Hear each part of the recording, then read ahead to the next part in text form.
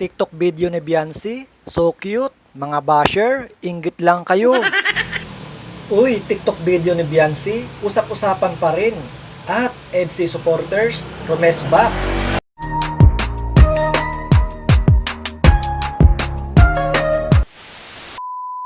Hello guys, welcome back to my YouTube channel. Panibagong araw at panibagong reaction commentary video na naman ang ating gagawin. Pero bago tayo magsimula, gusto ko muna kayong batiin ng good morning, good afternoon, good evening. Kung nasan man kayo mga lokasyon ngayon, sana sa mabuti kayong kalagayan. At mega love shoutout kay Kuya Bal, Ate Edna, Kalingap Rob. Suportahan natin sila guys. At syempre mega love shoutout din sa ating mga Kalingap Angels. Ayan, mega love shoutout sa ating ka-Jompar, ka-EDC, ka-Danjo. Suportahan natin sila guys, mga Kalingap Angels. So ayun nga guys, pag-usapan natin, ito nga yung TikTok video ni Beyonce, usap-usapan pa rin. At ito ay ginawa ng issue ng mga basher. Ganyan talaga yung mga basher. Sila yung mga walang magawa sa kanilang tahanan, kundi bantayan na lang ang mga taong ayaw nila. At ganyan talaga kapag sikat na ang isang tao, talagang binabanatan nila at sinisiraan, ginagawa ng kwento, maging sa mga pananamit, nandyan sila nakabantay. So ayun nga, si Beyonce kasi ay sobrang sikat na, million views, maraming supporters, maraming sponsor, kaya kinaiingitan. So, yung bata, libangan lang naman ang pagtitiktok. Lahat ng mga estudyante na sa bakasyon at number one na libangan nila ay ang pagtitiktok. So wala naman masama kung mag-tiktok. At sa aking panonood sa video ni Beyonce sa kanyang mga TikTok, wala naman ako nakitang masama at mali sa pagtitiktok niya. Bagay sa kanyang pananamit, wala din. Ganyan talaga ang mga kabataan guys. So, libangan lang ng mga kabataan ang pagtitiktok. So, yung mga nanonood ng TikTok ni Beyonce at nagko-comment ng mga bad comment, sila yung mga masasama yung mga pag-uugali nila. At yung mga maruruming kaisipan nila ay lumalabas sa kanilang bibig hanggang sa kanilang paningin ay iba yung nakikita nila. So, naiinggit lang sila kasi nga palibasa hindi sila marunong mag-TikTok, 'di ba? So, naiinggit sila kay Beyonce. So, sa aking panonood ng TikTok video ni Beyonce, wala akong nakikitang mali tulad ng sinabi ko doon sa aking reaction video. So, uulitin ko lang ulit, walang mali sa TikTok video ni Beyonce.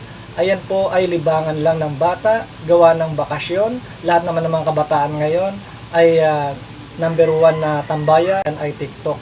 So, walang mali sa ginagawa ni Beyonce sa kanyang pagti-TikTok. At base naman doon sa sinabi ni Kalingap Rob na iwasan lang para TikTok, ang pagkakaintindi ko sa sinabi ni Kalingap Rob ay limitahan lang ang pagti-TikTok dahil wala naman talagang kinikita rin doon kung hindi ka naman mag-affiliate, di ba?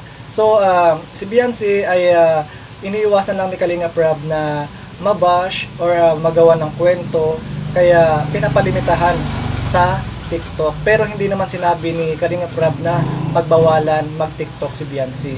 At saka number one libangan talaga ng mga kabataan ang pagti-TikTok. Matanda, bata, libangan ang pagti-TikTok. So sa mga basher na yan, walang mga tama po na gagawin yan, kundi ay magawa ng kwento, kaingitan ng isang tao, lalo na kapag sikat ang isang tao. Si Beyonce, sobrang sikat, million views, kaya ginagawa ng kwento. Ganyan talaga kapag nasa taas ang isang tao. So, ang payo ko kay Baby Beyonce, maging matatag, kayanin mo yung mga hamon sa social media. Dahil kapag nasa social media ka, talagang lahat ng mga tao nakatingin sa'yo, lalo na kung ikaw ay sobrang sikat. So, si Beyonce, parang artista na rin, kaya lahat ng mga mata ng mga tao nakatingin sa kanya. At syempre, yung mga mata ng mga ayaw sa kanya, mga basher, laging nakabantay yan. Kaya, ang payo ko kay Baby Beyonce, kayanin mo, maging matatag, at huwag mong pansinin ang mga basher. Kasi yung mga basher na yan, inggit lang yan. Diba? Totoo naman inggit lang yan. Inggit sa'yo yan, Baby Beyonce, yung mga basher na yan. Kasi ikaw, malayo ang nararating. At, syempre, maraming nagmamahal sa'yo. So, maging matatag ka lang, Baby Beyonce. So patungkol naman sa EDC supporters, Romes back, at pinagtanggol din si Baby Beyonce sa mga basher at maging sa mga nagne-negative na comment or reactor ay sugod din yung mga EDC supporters at pinagtatanggol si Baby Beyonce. Ganyan talaga ang EDC supporters, matatag at sila ay lumalaban para kay Bibi Biancy. So, supportahan natin guys, EDC, supportahan natin si Kalingap Edu, supportahan natin si Bibi Biancy. Bibi Biancy, kaya mo yan. So, ayun lang aking reaction video for today at maraming salamat sa mga nanood at magkita-kita ulit tayo sa next kong video. Thank you for watching!